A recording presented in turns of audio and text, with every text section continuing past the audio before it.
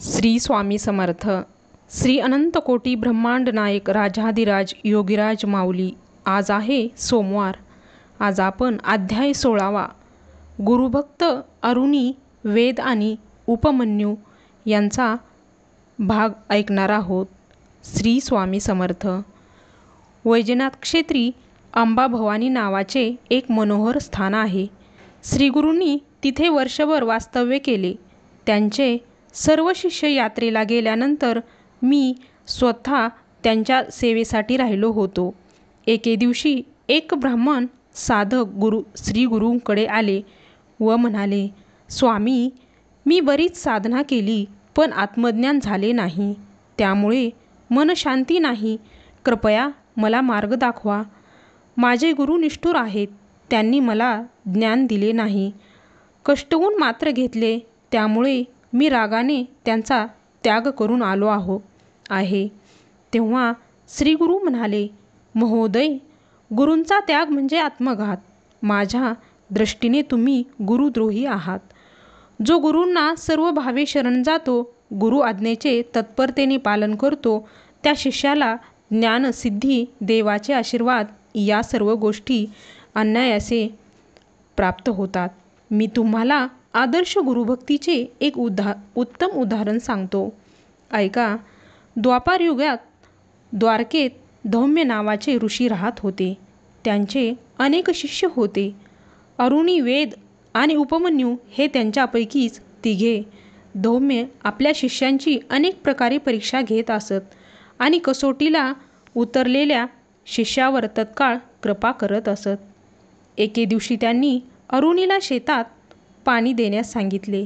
त्यानुसार ते शेतावर गेले. जवळच एक कालवा वाहत होता. एवढ्या मोठ्या शेताला पाणी द्यायचे तर त्याचा प्रवाह बंधाऱ्याने अडवणे आवश्यक होते. म्हणून त्यांनी जागा निवडली आणि शिळा टाकून बंधारा घालण्याचा प्रयत्न करू लागले. पण पाण्याच्या जोरामुळे तो टिकेना. तेव्हा प्राण गेले तरी चालतील, पण शेताला पाणी द्यायचेच असा निश्चय करून बंधाऱ्याचा जो भाग प्रवाहाकडे टिकत नव्हता तिथे ते स्वतःच आडवे झोपले. हा प्रयत्न सफल झाला. प्रवाह अडला व शेताला पाणी मिळाले. रात्र झाली तरी ते परतले नाहीत. तेव्हा चिंतामग्न धौम्य मशालीच्या उजेडात त्यांना शोधण्यासाठी आले. शेताला पाणी मिळालेले पाहून त्यांनी समाधान वाटले. पण अरुणी कुठे दिसली नाही. त्यांनी हाका मारल्या. तेव्हा ते प्रवाहातून बाहेर आले. ते थंडीने गारठून गेले होते, पण त्यांच्या मुखावर कर्तव्यपूर्तीचे समाधान होते.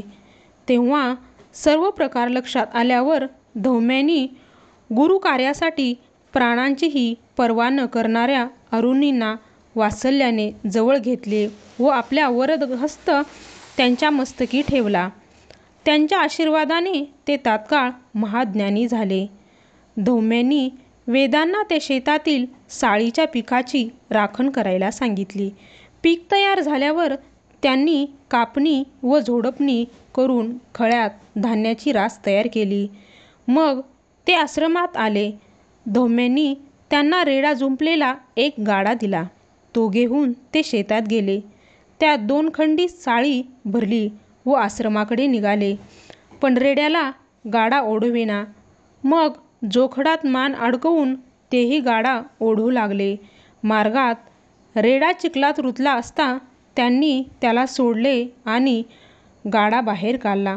त्यानंतर त्यांनी रेड्याच्या गळ्याभोवती फास स्वतःच्या गळ्याभोवती बांधला आणि खांद्याचा आधार देऊन तो गाडा कसाबसा ओढत आश्रमात आणला. धौम्यांनी धावत जाऊन त्यांच्या गळ्याभोवती आवळलेला फास सोडवला आणि स्वहस्ते त्यांचा घाम पुसला. त्यांच्या भक्तीने प्रसन्न झालेल्या धौम्यांनी त्यांनाही वरदान देऊन वेदशास्त्र संपन्न व महाज्ञानी केले. उपमन्यू धौम्याची गुरे राखायचे. त्यांच्या अतिखाण्याने बुद्धीला जडवत घेऊन त्यांची विद्याभ्यासात प्रगती होणार नाही म्हणून आश्रमातून ज्यांना मोजकेच अन्न दिले जायचे. म्हणून भूक भागवण्यासाठी ते भिक्षा मागायचे. ही गोष्ट धौम्यांना कळताच त्यांनी ती भिक्षा आश्रमात आणून देण्यास सांगितली. मग ते 2दा भिक्षा मागू लागले. धौम्यांनी तीही आश्रमात देण्यास सांगितली. मग ते वासरे पितांना गायीच्या आचळातून जो अतिरिक्त पाहणा व्हायचा ते दूध पिऊन भूक भागवू लागले. धौम्यांनी त्यालाही प्रतिबंध केला. एकदा त्यांनी रुईच्या झाडातून ओघळणारा चिकच द्रोणात गोळा करून दूध समजून प्राशन केला. त्याचा काही अंश डोळ्यात गेल्याने त्यांना अंधत्व आले. ते रानामध्ये चाचपडत हिंडू लागले. तिथे अडखळून एक आडात पडले आणि आता गुरे वासरे हरवतील या चिंतेने रडू लागले. रात्री धौम्यांनी शोध घेऊन त्यांना शोधून काढले. उपमन्यूंनीही त्यांना सर्व प्रकार सांगितला. त्यांना अश्विनी कुमारांचे स्मरण करायला सांगितले.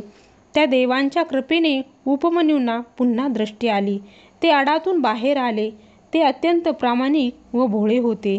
त्यांनी भूक भागवण्यासाठी अन्य पर्याय शोधले, पण गुरु आज्ञेचे कधीही उल्लंघन केले नाही. त्यामुळे प्रसन्न झालेल्या धौम्यांनी त्यांनाही ज्ञानसंपन्न केले व उपमन्यूची खूप कीर्ती झाली. श्री गुरु म्हणाले, विप्रवर्य, अशा प्रकारे विनम्र भाव आणि पराकोटीची श्रद्धा असणाऱ्या गुरुकृपेची लवकर प्रचिती येते. पण तुमच्यासारख्या अधमांना शेवटी नरकच प्राप्त होणार. तेव्हा ते ब्राह्मण पश्चातापाने प्राणत्यागास उद्युक्त झाले. त्यावेळचा त्यांचा मनोभाव जाणून श्रीगुरूंनी त्याचे सांत्वन केले आणि आपला वरदहस्त त्यांच्या मस्तकी ठेवून त्यांना सज्ञान केले. मग श्रीगुरूंच्या आज्ञेने त्यांनी त्यांच्या गुरूंची क्षमा मागितली आणि मननिर्मळ भावाने त्यांची सेवा करू लागले. त्यानंतर श्रीगुरूंनी कृष्णा नदीच्या पश्चिम तीरावर वसलेल्या भिल्लवडी गावी वास्तव्य केले. श्री स्वामी समर्थ.